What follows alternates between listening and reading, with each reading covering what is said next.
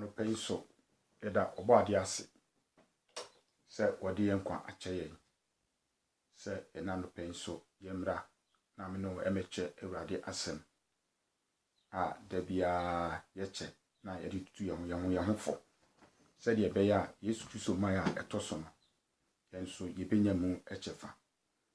Ɛna anɔpɛ asɛm a me no ɛbɛkyɛ a yɛato din sɛ the water of life a ɛyɛ nkwa nsuo a sɛ obi nom bi a Bible sɛ ho tɔ no wonya daa nkwa ɛwɔ yɛn Awurade Yesu Kristo mu no. Nti ɛnɛ anɔpɛ no yɛbɛbɔ mpaeɛ na yɛatoa dwumadie no so. Ɔsɔsɔ hene anɔpɛ so yɛda wase wa nkwagye ɛne tumi nyinaa ɛfiri wɔ Awurade. Awurade anɔpɛ wa ma yɛasɔre ama mogyedie mu afiri sane tɛhyɛma da abodwie mu a ɛna anɔpɛ animuonyam ɛyɛ wo dea. Yɛde ho nyinaa hyɛ wɔ Awurade wo nsa. Sa anɔpɛ yɛasɔre kura yɛn kuta yɛn bɔ yɛn ho ban yɛde firi yɛfi bam yadeɛ nyinaa deɛ ɛbɛgye deɛ ɛbɛnom nyinaa hyɛ wɔ Awurade wo nsa. Ma musuo ɛne ɛsan bi ɛma ɛmɛto yɛn. Awurade yɛde yɛn ho hyɛ wo nsa so yɛbitie w'asɛm yɛpagya akoma atwene ne susuo nyinaa hyɛ wo nsa. Ɛberɛ a w'asɛm ɛbɛn Awurade na mo asɛm so yɛ ɔma mu nsɛnkyerɛnne ma ɔma mu ɛnya ahotɔ ma ɛnya nidaso ɔfa ho deɛ nkwagyeɛ Awurade ho kronkron. Ɛberɛ a w'asɛm bɛn sɛ yadeɛ de obi so na kɔna na de obi so a Awurade na w'asɛm so tutu ne mu yarewa nyinaa ɛsiane sɛ w'asɛm sɛ wonam w'asɛm so ɛna ɛsa ɛnyarewa. Tina no pɛ me bɔ mpaeɛ ɛwɔ Jesus Christ wodi mu dɔma nyinaa hyɛ wɔ Awurade wo nsa akoma nyinaa hyɛ wo nsa adwene nyinaa hyɛ wo nsa mede asom nyinaa ɛhyɛ wɔ Awurade wo nsa ama ɔbasa no tumi so na Awurade ne yɛ nsɛnkyerɛnne anwadeɛ ɛwɔ Awurade wodi mu sɛdeɛ ɔba nso ebi yɛanyɛ iraba na Awurade yɛno abom akɔhyia na yɛdi dɛm. Me bɔ mpaeɛ bere tumdie panini ahomɔne abayi do abayi bonsam bibiara a wosi nipa so akoma yɛ sɛ boɔ me bɔ mpaeɛ sɛ Awurade akoma yɛnti wɔ Awurade wasɛm ne hyɛ wo Kristo di mu nyam yɛda wase anɔpɛ sɛ wɔ Yesu di mu ti amen. Yɛbɔ yɛda nyame ase ɛna anɔpɛ sɛ Awurade ɛde aba ne nase sɛ yɛbɛtie Awurade asɛm sɛdeɛ no aka dada no yɛbɛtie nyame asɛm a yɛato ne din sɛ the water of life ɛyɛ nkwa nsuo. Yɛwɔ nsuo bebree ɛna ɛwɔ hɔ. Yɛwɔ hunamu nsuo ɛwɔ hɔ. Yɛkɔ deɛ wɔkɔ ayaresabea a lesi nsuo san yɛde wo esiw so. Ba nsuo wei ɛyɛ nsuo a ɛyɛ sonko so obi no mu a Bible sɛ obinya nkwa nyinaa na ansa na anɔpɛ no pɛ sɛ me no ɛkan gyina asɛm bi so na yɛde ebie yasɛm ani ɛwɔ Yohane adisɛm Revelation chapter 1 verses 1 and 3 no. Yesu Kristo ɛka asɛm bi ɔsɛ na Yesu Kristo adi a Onyankopɔn ɛde ɛmaa no sɛ wɔnkyerɛ na ne nkoa deɛ etwa sɛ ɛba ntɛm na wɔnam abɔfoɔ so ɛde bɛyɛ n'akoa ɛde bɛkyerɛ n'akoa Yohane a wadi Nyankopɔn asɛm ne Yesu Kristo adanseɛ ɛne deɛ ohunu yɛ nyinaa ho adanseɛ nhyira ɛne nea ɔkenkan ɛne wɔn a otie adi yɛ nsɛm no na wɔde asɛm na wɔde deɛ yɛahwerɛ ɛwɔ mu no esie na ɛbrɛ no abɛn. Hallelujah. Wɔsi nhyira ɛne nea ɔkenkan nhyira ɛne nea otie na wɔde hwɛsɛm no yɛahwerɛ no wɔ Bible mu no wɔde esie ɛwɔ saa enipa no na akoma no nti ɛkenkan brɔfo no so a wɔsi the Revelation chapter 1 verse 1 and 3 the revelation from Jesus Christ which God gave him to show his servant what must soon take place. He made it unknown by sending his angels to his servants John, who testified to everything he saw. That is the word of God and the testimony of Jesus Christ. Blessed is the one who read aloud the word of his prophecy, and blessed are those who hear it and take it to heart what is written, because the time is near. He take to heart what the asem no esie na komam. David say Psalm 119 verse 11. David say me de wasem masie makoma mu na manya wo ho bɔne bi. Hallelujah. Me de wasem masie makoma mu na manya wo ho bɔne bi. Enti Yesu Kristo ɛyɛ asɛm a yɛde esie enipa akomam. Nti sɛ ɔfa asɛm no a na wafa Jesus Christ na ɔde na esie ɛwɔ akomam. Nti wɔ se enhyira ne nea ɔkenkan, enhyira ne nea ɔtie, enhyira ne deɛ wɔde deɛ yɛahwerɛ no Bible no wɔde esie ɛwɔ n'akomam. Nti na nɔpɛ yi wotie a woyɛ nhyira, wɔkenkan Nyame asɛm a woyɛ nhyira, wode deɛ na wotie so sie w'akoma mu a Awurade asɛm sɛ woyɛ nhyira. Hallelujah. Nti na no bɛka asɛm a yɛaka sɛ medical to say the water of life, nkwa nsuo. Hallelujah. Yɛka sɛ nsuo a the living water is the something that gives a spiritual refreshment or internal life. Nsuo nkwa nsuo ɛyɛ adeɛ bi a ɛtwitwo ɛma yɛfika sɛ refreshment a ɛmani ɛma honhom kronkron no ho tɔ no na ɛsa ma nipa ɛdɛ ɛnya nkwagye adentira because honhom kronkron no wɔto mu no ɔno ne deɛ ne Nyankopɔn asɛm a wobɛdi adi agusoɔ. Nti sɛ wonya nkwa nsuo a ɛyɛ Nyame asɛm na sɛ wonom a ɛma honhom kronkron na wɔto mu a honhom na Yesu Kristo de adua wo mu no Bible sɛ ɛma no refreshment ɛsa ma ne nya nkwagye. Hallelujah. Nti nsuo no egyina hɔ ma nneɛma bebree. Nyame tumi di nsuo edi ako. Nsuo yɛ ade a ehu wɔkenkan Exodus chapter 14 verse 20 to 31 na yɛhu sɛ Nyankopɔn adi nsuo ɛsɛe Hebrew Pharaoh ɛne ne dɔm. Nyame di nsuo edi ako bebree. Nyame di nsuo wɔse nsuo no yɛtumi di egyina hɔ to a human being drink especially for God children. Nyame di nsuo agye Israel for ɛna nsuo no Nyankopɔn sa de agye nkwa. Hallelujah. Nti obi biara a wotie Nyame asɛm na odi so no Bible say wonya nsuo a ɛyɛ daa nkwa ɛnu bi ɛde ma nipa no na abrabɔ. Hallelujah. Nti sɛ yɛkenkan Yohane John chapter 7 John chapter 7 verses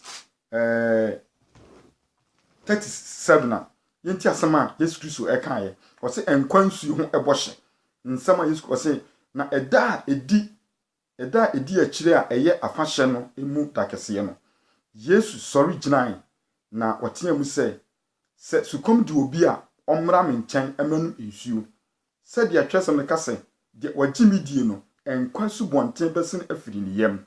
Hallelujah. Wɔ Yesu Kristo sɛ nkwa sɛ sukom di obi a ɔmmra me nkyɛn na ɔmanum nsuo. Hallelujah.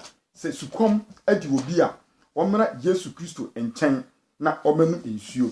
Bible sɛ ɛda a edi afahyɛ kɛseɛ no akyi no Yesu Kristo ɛsɔre egyinae na ɔkaa sɛ sukom adi obi a ɔmmra amanum nsuo ne bi ɛkwa. Hallelujah.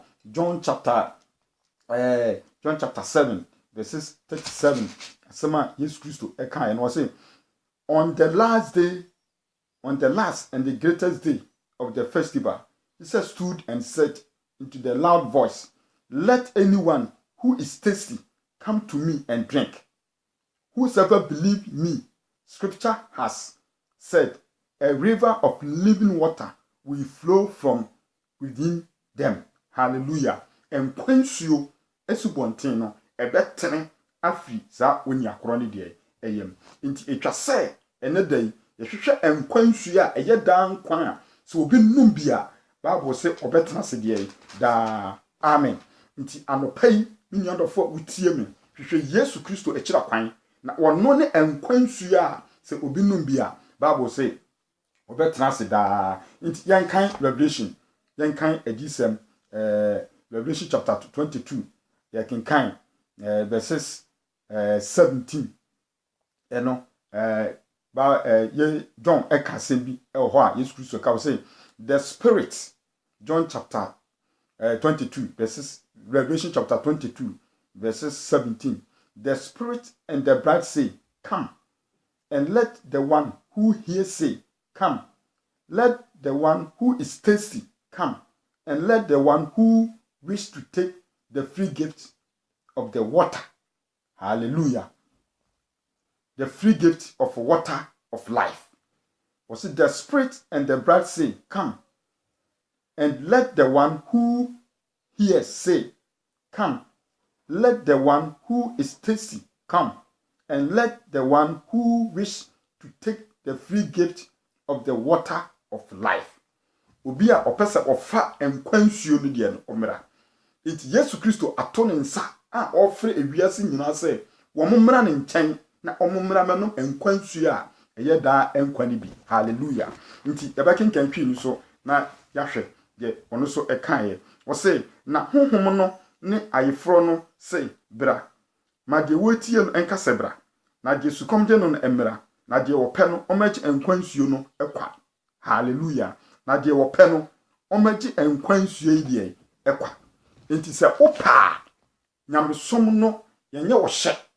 Na mum no Yesu Kristo efre. Enti wo firi wo pem se wopa na obeba Yesu Kristo nkyɛn. Hallelujah. Enti etwa se ye nyina no yeba Yesu Kristo nkyɛn na yebɛgye nkwansuo a ɛyɛ dan nkwane bi na yenom yene Nyankopɔn edim. Ɛna Yesu Kristo say John chapter 7 verses 37 was na da edi akiri afahye kɛseɛ no Yesu Kristo esori gina na ɔteɛ mu sɛ wa sukom de wo no bra. Hallelujah.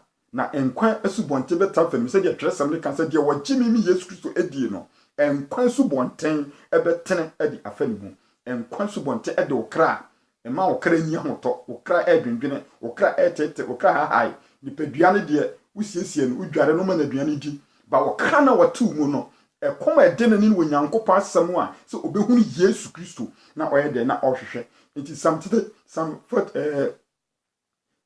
Psalms David say said opre or frotier prehwehwɛ nsuwa no saa so na mekra prehwehwɛ wo Nyankopɔn ene no. Psalm 42 verse 1 said ofrotier prehwehwɛ nsuwa no saa so na mekra eso prehwehwɛ Awurade ene wo Nyankopɔn ene no. Nti minia ndofo ena anopa yi mempiri mo koma menye wadwene sɛ de wuyi ye kan ubu nu esi waso no enkwagye bi wo ho dan kwa bi wo awuwo achi owuo na chi no atemu wo ho na atemu no ene be hu sɛ ukonyame animu a ada sɛ ubedi fo ana ubedi bem wudi bem a wuchi Yesu Kristo dia Bible so dan kwa ti John chapter 3 verse 16 wose ni Yankopɔn si do wiase ni sɛ wode ne ba ɔwɔ ne koro ne man na obi a obegina di no wanyira na wanya dan kwa we 17 say na onipa ban ama wiase sɛ obebu wiase atan na mu sɛ yemfa no so de yenyi wiase wose obi biara a wagye Yesu Kristo di no omu na tan na de wanyi Yesu Kristo anie no wobu na tan dada sɛ wanyi Onyankopɔn do ba ko ni din na yedai anie. Nti nyame de Yesu asi ho ade ama wiase nyina sɛ wonno en enkwagye a sɛ ye fa no a ye benya da enkwa.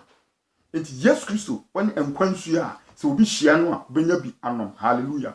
Was it the both and the Holy Spirit and the bride church extended the invitation to all the world to come to Jesus and experience the joy of salvation in Christ Jesus. Was it I frono and no honkonkono and I froni asafono to ne nsafre woni pa wo wiase nyina say beba Yesu Kristo nkyɛn na yaba benya enkwagye a ɛwɔ ye na Awurade Yesu Kristo emuni bi.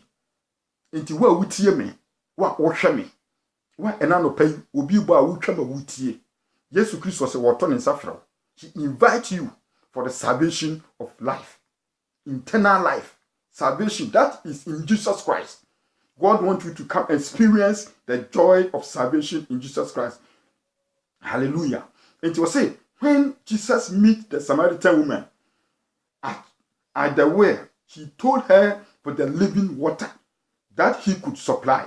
Ebra Yesu Kristo wo shia Samaria ni ba no e John chapter 4 verses 10 to 5 no wo shia Samaria ni ba no Bible say Yesu Kristo eka enkwansu a onu Yesu Kristo no obetumi de ade e de ama no se onye de onye na onum bi. Hallelujah. John chapter 4 yenhwe enkoma a Yesu Kristo ene Samaria ni ba no ediye. Hallelujah. John chapter 4 verses 10 to 15. Okay, assembly ho. 10 to 15. Wasina Yesu bia Samarian Yesu bia se no say wunim Nyankopon yenkan fi verse 7 no. Verse 7 wasina oba no oba bi a ofiri Samaria ba ho ebetu nsuo.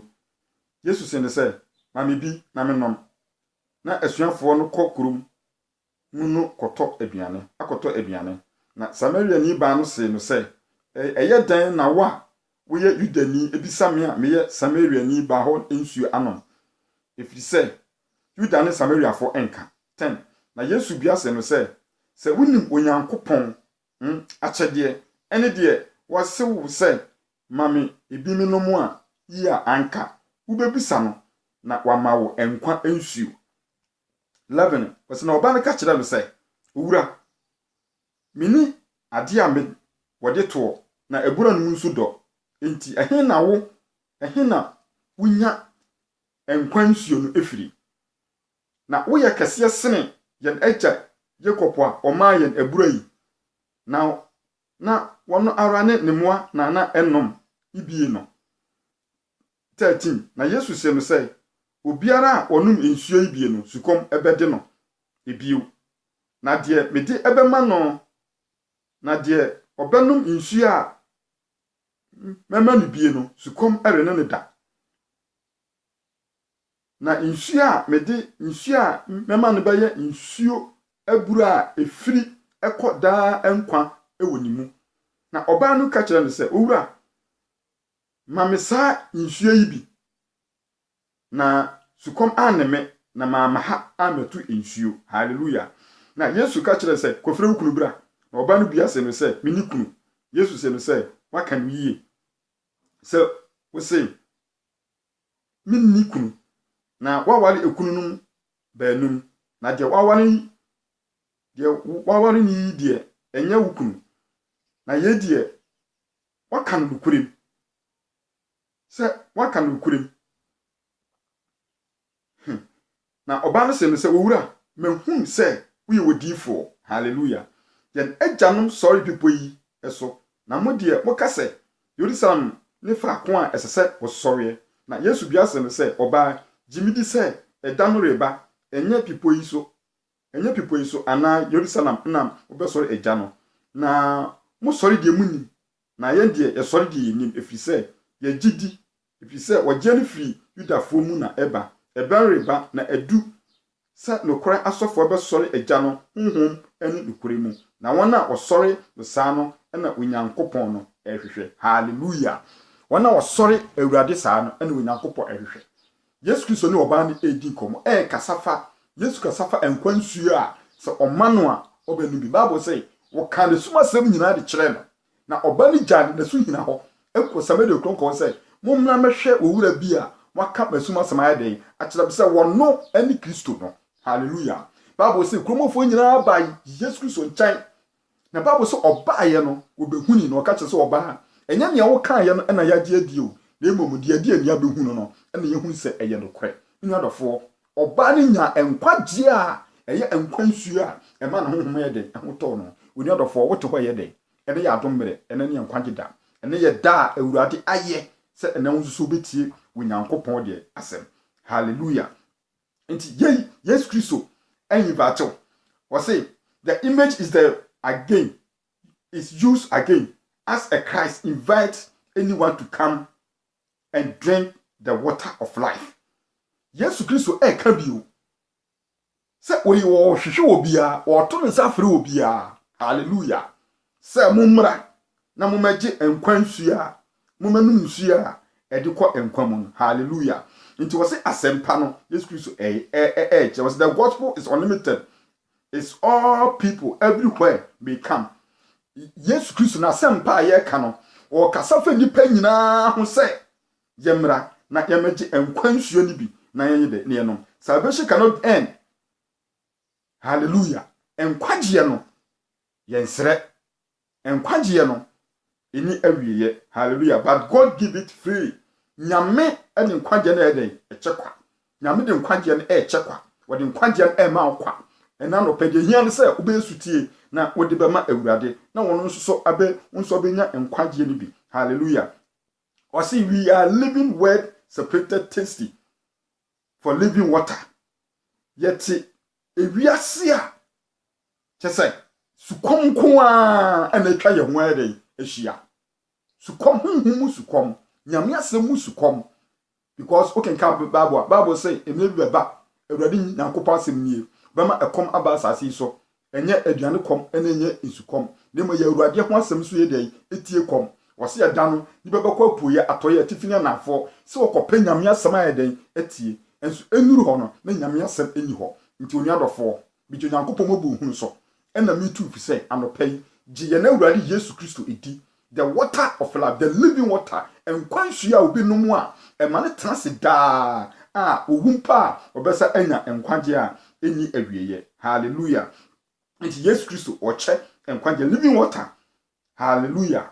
Wase water wase many are dying for tasting.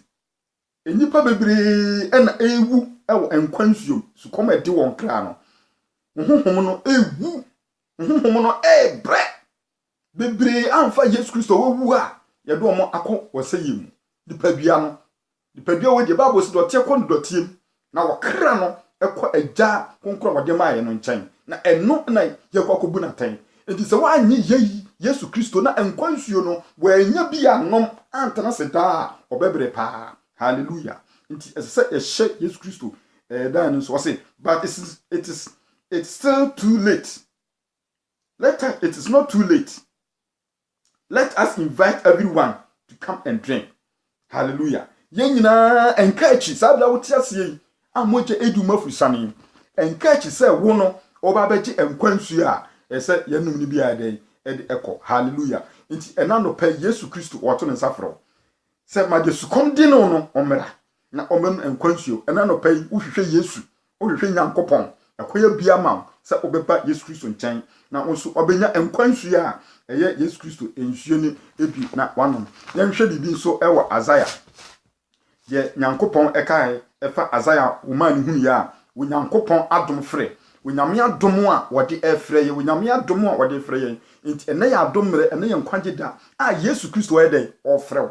Hallelujah. Nti was who Isaiah chapter 55 verse 1 was who mu asukom de mu nyina mumra nsuo no ho mu a muni sika. Hallelujah. Eno mumra emeto mu a muni sika. Praise the Lord. Nti nkwagye ye nton nkwagye enye sika ene de kwoto nkwagye enkwagye nya ahofe ene de to nkwagye enkwagye nya ahoden ene de to nkwagye enkwagye enye bibia eye hu bibia opagya wagya pade nyina sa me de beto enkwagye. Hallelujah. Nyankopon ede makwa ye hian se obagye Yesu Kristo a wono ne enkwansuo no na wagye no eden edi. Hallelujah. Osi Yesu kom de no ometo wose mumra emeto. Hallelujah. Mumra emeto bra fa woni padua bra be pagya wonsa ekase ne mafa Yesu Kristo sa me kra ene mamaje nkwa nti enenne da esa me ba beto de me ba beto enkwagye my man onuadofo ene Yesu Kristo woto ne nsafro wose sagya ayefro no eka ene nkonkron no eka sa yede bra maje otie no enye dai emra na omra emepe nkwansuo ni bi de ekwa. Hallelujah.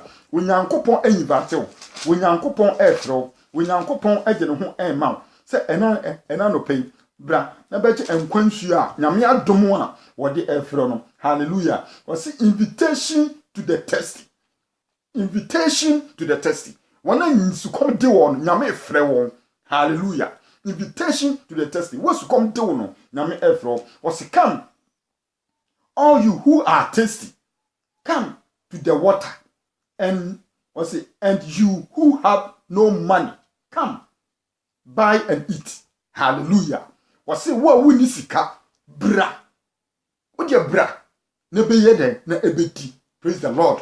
Nyame de adom frɛ invitation to the test. Nyankopon efro nyame to ne nsa efro nyame invite o se bra ne ba ne nkyɛn bagini ba Yesu Kristo di na wɔno na nkwagye wɔ ne mu wɔne Nyankopon na si hɔ se yenya nkwagye wɔne Nyankopon na si hɔ se yɛmfa no so yenya nkwa wɔse me no wɔkwan no kora ene nkwa no obi nkwa agya ne nkyɛn sɛ wɔnam me Jesus Christ so Enti apart from Yesu Kristo no, ekwa bia ni baabi a obi befa so a obetuma kɔ Awurade nkyɛn. Hallelujah. Di odwadofo a wutie me. Ena no pai ma enkwagye enye wade a ade esombo papa. Ade bia esombo no, ya de ahoden ene to ba Yesu Kristo de o se wo ekom de okwa no bra na ebetobi. Hallelujah. Bra na ebetobi na yemfa ye ho enhye Awurade nsa. Yesu Kristo do. Mini odofo ofro enche na Yesu Kristo oba be bi ni dia ewom enkwansuo no uobi dan kwan onya bi sabre a wuti hoi so wu na woni Nyankopɔn ntam te sɛn. Amen. Enya asɔre ya wu wotum, enya asɔre ya wakɔ akyɛ, enya asɔre Pentecost akɔ, Roman akɔ, Methodist Assemblies, enya Church of Christ, enya SDA akɔ, enya nsɔre bebra akɔ ni hia. But why me bisa say why Jesus Christ adi anti enkwasu bonten tene efa wo hu. Eni ade a hia di miniadofo bra na ebagibi. Yanhwe what did Jesus mean about living water? Yanhwe enoma ekire Yesu Kristo ka say we ne enkwan ensuo. Hallelujah. Enkwan ensuo. Was in the Old Testament many verses spoke about the thirsty after God has one taste for water. Was ye ka apamda demu no. Kuchesi bebe ana Bible verses. Ana Bible kasa bebre efa Nyankopɔn ho a efa se enkwansuo den edi won. Enam no ka bi no e was Psalm 42. Yeah, Psalm 42 verse 1. Na David kasa said of 40 prehwehwe nsuwa no. Sa na mekra prehwehwe Awurade. Was say Psalm 42 was as the deer pants for stream water, so my soul pants for you, oh my God. Hallelujah. Said the ofrotie prehwehwe nsuwa no. Sa so na mekra prehwehwe Awurade. Hallelujah.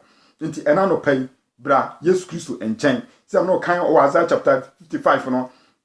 I say who want to come de no bra na ebenum bi na wa woni sika bra na ebeto. Hallelujah. Yen sanhwe bibi so Jeremiah so oka asem bi e de ekire yen e wo ho.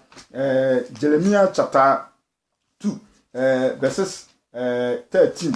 Yen hwe asem bi a ono so Nyankopɔn nam odifo Jeremiah so na oka na wode ekire yen onuadofo ene ya domre ene ye nkwageda ene ye da Awurade aye se enu ye benya ogye ewo ye na Awurade Yesu Kristo enchen. Nti ena no pai wa sukom de wo no bra na ebra ebenum bi. Hallelujah. Jeremiah chapter 2 verses 13. Yen hwe asem bi a Nyankopɔn so enam odifo Jeremiah so eka ede ekire yen. Verses 13. Intie. Was say my people have committed to sin. They have forsaken me, the strength of living water, and they have dug their own cisterns. Hallelujah. Is Israel has servant, a slave by birth, that then has become a plunder. Hallelujah. Yentie. What's it say?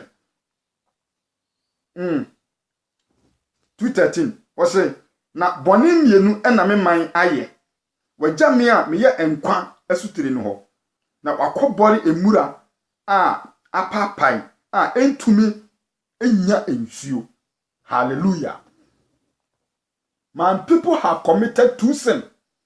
They have forsaken me to spring of a living water and have dig their own system. Just like a no man and found quensuo no ena Israel fa akwakweden akwakodi akiri.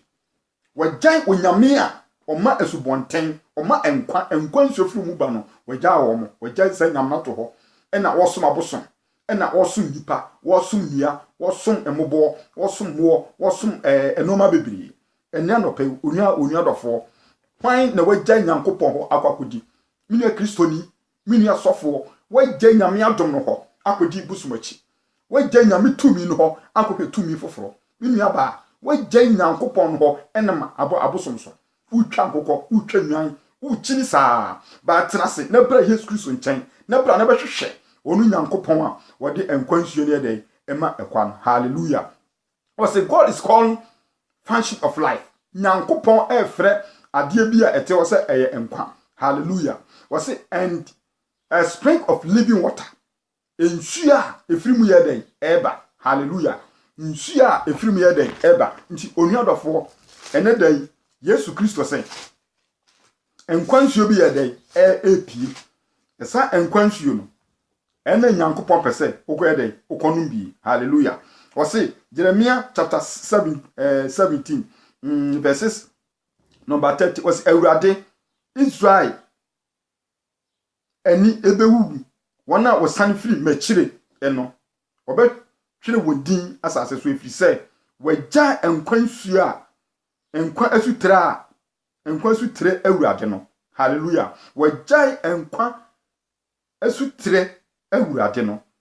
Awurade a oma enkwa no Awurade a wadi enkwansuo de ma ono omagya Onyankopon ho. Nti Bible se sankofo ni nyina omani bewu. Nyarafo so wonfa ho ma Awurade wanye Yesu Kristo ani a Bible se emre bi beba woni be dey ebewu.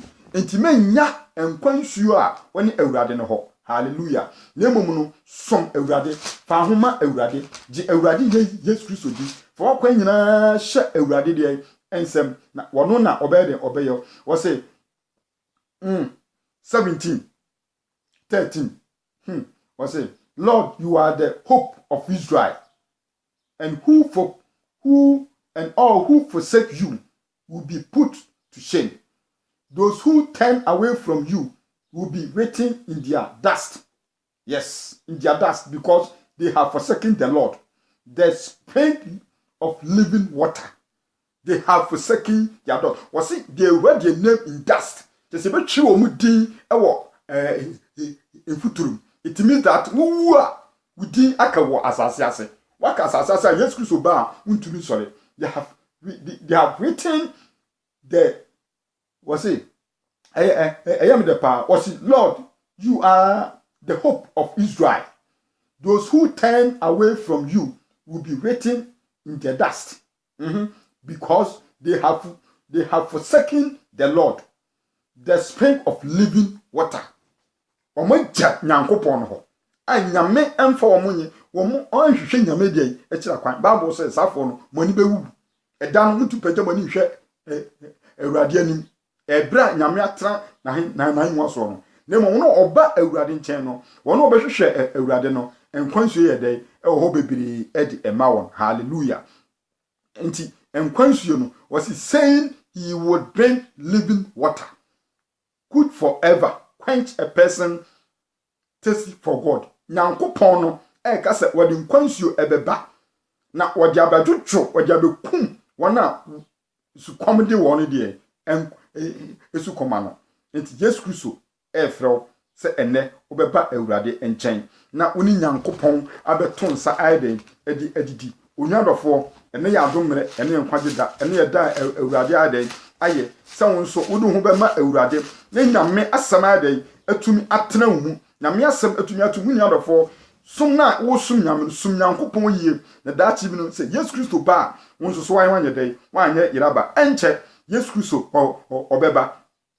obeba na wabefa ne dia eden ewom edi akọ na mi nwadofo ehe na wo so eden wo begina. Hallelujah.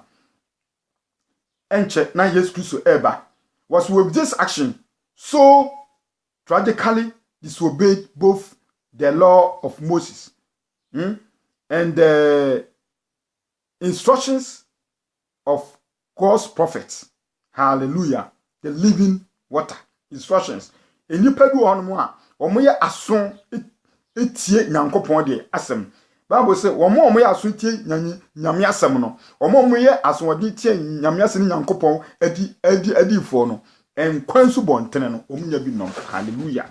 Nti Nyankopon say yemfa ye ho ema Awurade. Yenyi ina Awurade Jesus Christ ni. Yes ye Yesu Kristo dia. Ono na enkwansu esu bontene de ewu ni ho. Nti mama owemfi say Yesu Kristo say wona eskomde won no omra ne nchen na obenya enkwansuo edi ahom. Nyankopon hyira nyame nti na nim nkyerɛ wo nyame enka ho nyame nhyira wo sɛ wuti asɛm wei nyame mpagya wo sɛ wuti asɛm wei nyame enye okese nyame emfa na dom ento so ukosu awurade mie wadwene ne hunu wo wutie wadwuma nyame nhyira so sɛ obetie na wayɛ sɛ di nyankopɔ asɛm enka bible say sutie ohoi sutie yi chan aforebo a obebo edi ama awurade nyame nhyira na onka ho yemo empaye yeda wase tumi nyina awura sɛ enano penso wode wasɛm edi ama yɛn sɛ awurade wa mayehu sɛ wo ne enkwansu a awurade sɛ obi num bia sukom ene ne kra na obenya enkwa asɛm sɛ sie gya ekima wa kyerɛ sɛ yaye bɔne edi etia wo awurade enti ena anopa yi a wode wasɛm akyerɛ yɛn me bɔ mpae sɛ mo wasɛm enti akomam mo wasɛm yi awurade enta yabra bom ene ya yini paduam na yetumi atu anamopa ɛwɔ awurade wo mu awurade yetumi sutie emfa ma awurade na yetumi atena wo na ase awurade dom na boa yɛn akoma bia ene ason ene ani bia ɛbɛtie na bɛhwɛ wo awurade wasɛm no ma ne mfa ne ho ɛma wo awurade wo nkonkon a wo sa kyerɛ nipa bowura wo makoma nam asɛm so ɛkyekye ma re nam asɛm so bia o mani nam asɛm so ɛsa kyerɛ wo ma nam asɛm so tutu yarewa biara ɛhyɛ wo ma wasɛm se awurade yɛka wasɛm nwie a yɛnsa yare na nsankyerɛne bɛdi wɔn a ɔbɛkyi wasɛm de n'akyi nti obi biara ɔbɛgye wasɛm wei adie no awurade man nsankyerɛne ani n'akyi ayaresa ahoden enkwan yade a ye kwankro bia etete wo ma abrabom no ma wasɛm yi so enni wɔ n'akyi entutu wɔn yarewa ewo Jesus Christ din mu awurade ɛda wase sɛ wotie no ayɛ ewo Yesu Kristo din mu ti amen na me nhyira wo sɛ wotie adom nhyira we nyankopɔn onka ho ewo Yesu Kristo din mu shalom peace.